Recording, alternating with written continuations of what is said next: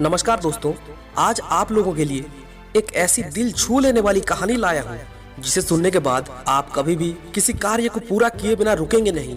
तो आप लोगों का ज्यादा समय ना लेते हुए कहानी को शुरू करते हैं। ये कहानी तब की है जब राज्यों में राजाओं का शासन चलता था। एक बार की बात है, एक राज्य था। उस राज्य में एक प्रतापी राजा का शासन था। एक दिन एक साधु बाबा उनके शिष्यों के साथ राजा के यहाँ पधारे और राजा से कहा, हे राजन, हम बहुत दूर से आ रहे हैं, यात्रा करके थोड़ा थक गए हैं, कुछ देर तुम्हारे महल में विश्राम करना चाहते हैं। राजा बहुत ही उदार थे। उन्होंने साधुओं का स्वागत किया, उनके खाने पीने का व्यवस्था किया, उनकी खूब सेवा की। साधु महाराज राजा से प्रसन्न हो गए और जाते जाते राजा को एक बहुत ही मूल्यवान पत्थर भेंट स्वरूप प्रदान कर गए और वहां से चले गए। पत्थर बहुत ही खूबसूरत था। राजा ने सोचा, क्यों ना इस पत्थर से भगवान विष्णु की मूर्ति बनाई जाए और राजमहल के मंदिर में स्थापित किया जाए।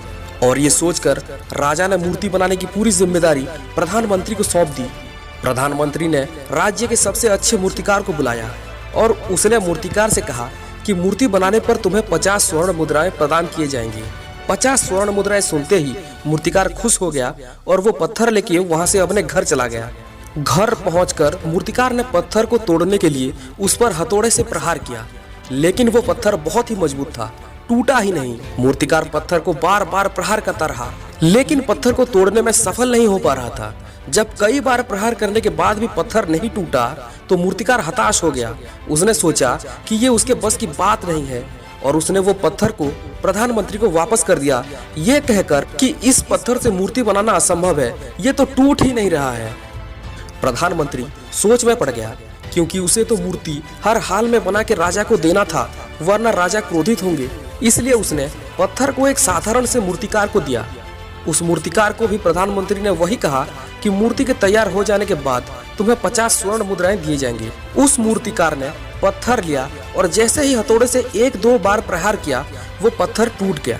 उसने उस पत्थर से भगवान विष्णु की एक सुंदर सी मूर्ति तैयार की और प्रधानमंत्री को दिया। सौदे के मुताबिक मूर्तिकार को 50 स्वर्ण मुद्राएं दिए गए। राजा ने प्रसन्न होकर प्रधानमंत्री को भी इनाम दिया। तो इस कहानी से सीख क्या मिला? दोस्तों, जब भी हम किसी कार्य की शुरुआत करते हैं तो शुरुआत में हमें बहुत सारी कठिनाइयों का सामना करना पड़ता है। ऐसे समय में बहुत से लोग हिम्मत हार जाते हैं और 1 या 2 बार असफल होने पर प्रयास करना ही छोड़ देते हैं और जिस कार्य की शुरुआत उन्होंने की है उसे आधे में ही छोड़ देते हैं। किसी ने सही कहा है, अगर आप बीच रास्ते से वापस लौट आते हैं तो वापस वहीं पहुंच जाएंगे जहां से आपने शुरुआत किया था। इसलिए प्रयास करते रहिए, फिर चाहे आप जितनी बार भी असफल क्यों ना हो जाएं, क्योंकि आप बार बार असफल तो हो सकते हैं, लेकिन सफल जिंदगी में सिर्फ एक बार ही होना है। अपनी हर असफलता से सीख लीजिए और नए उत्साह के साथ फिर से प्रयास करिए। याद रखिए, बार बार प्रयास करने से ही आप सफल हो पाएंगे। प्रयास ही सफलता का एकमात्र मार्ग है।